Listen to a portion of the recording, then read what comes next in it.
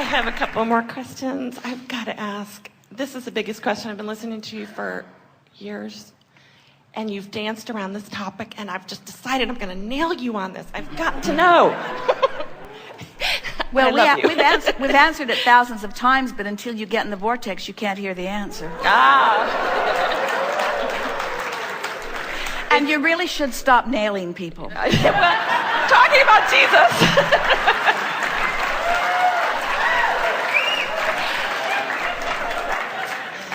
Touche. Okay, Annika, stop. My dear friend.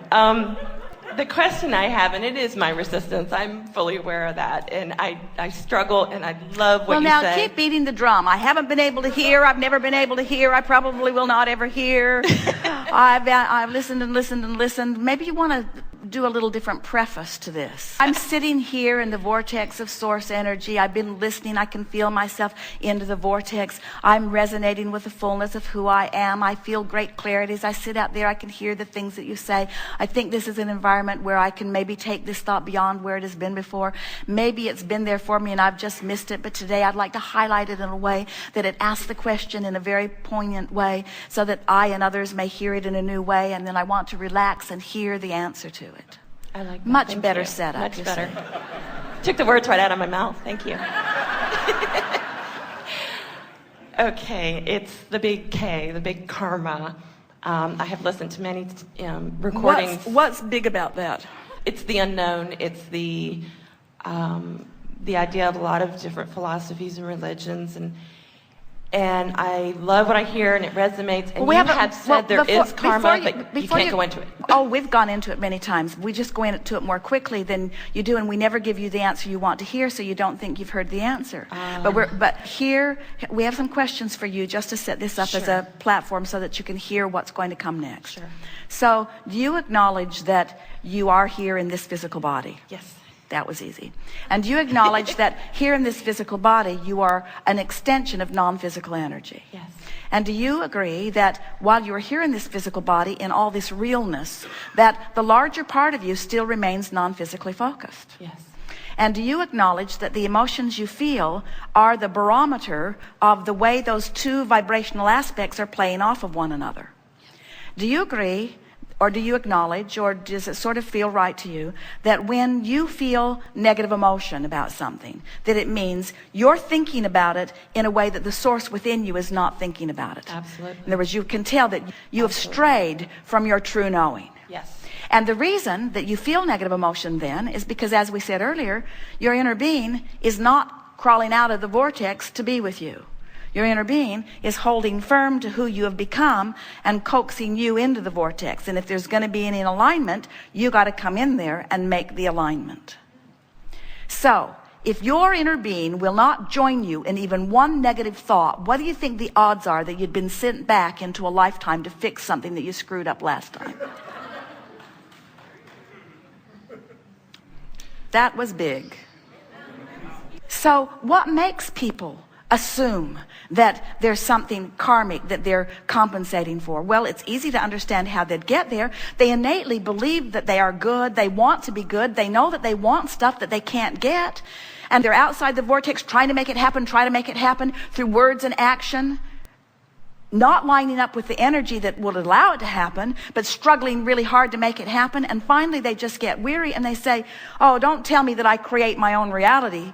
I don't want to hear that, because I've wanted that for a long, long time. Don't tell me that when I ask it is given. If that's true, then where's my stuff?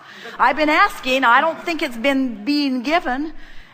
And then to explain why, when they innately know that it should be going better for them and it isn't, then they come up with all of the screwiest explanations about why things aren't going better.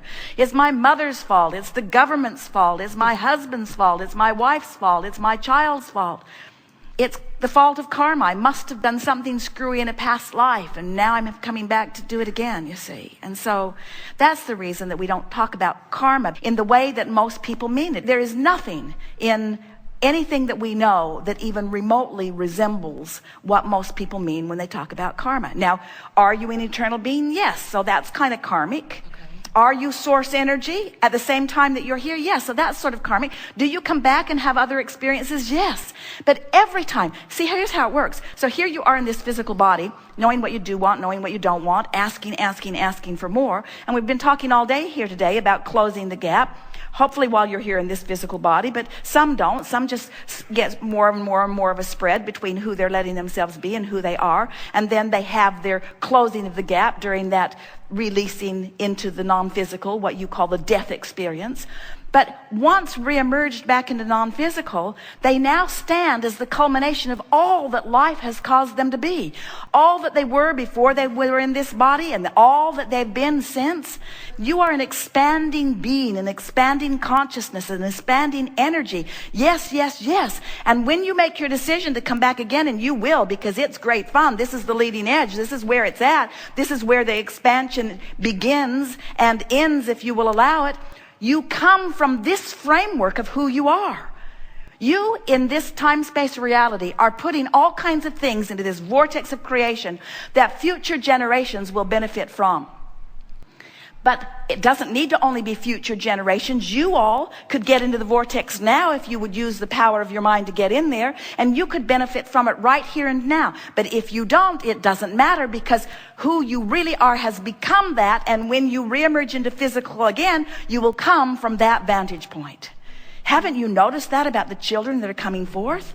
Don't they just know stuff? Don't they know stuff? Esther visits with her grandchildren, and she can hardly believe that they know stuff she just learned from Abraham. I just learned that, and you were born knowing that? You see. I'm a youth minister. So I experience that every So is that helpful? In other words, if you want to call it karma, it doesn't matter what there is this eternal wheel of life that is spinning, and you will never be finished with your expansion, with your joyful expansion.